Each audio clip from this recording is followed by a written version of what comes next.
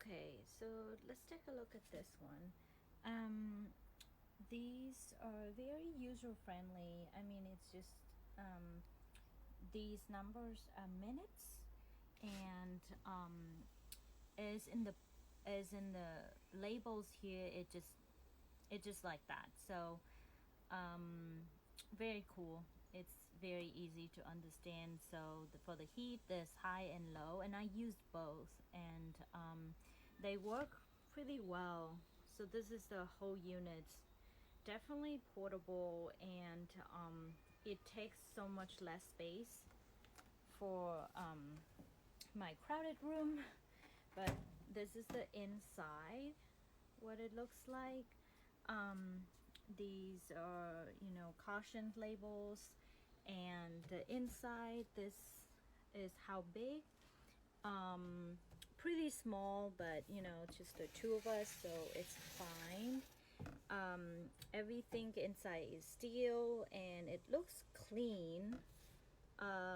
Very clean and very efficient. So every time after a load, I just finish a load.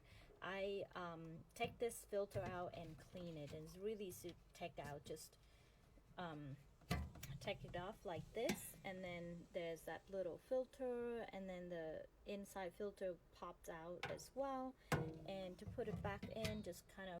Okay, I got my new dryer, and this is the one I use outdoors for drying my towels, shop towels. Once I wash them, then I dry them. So it works really good. You can set a timer.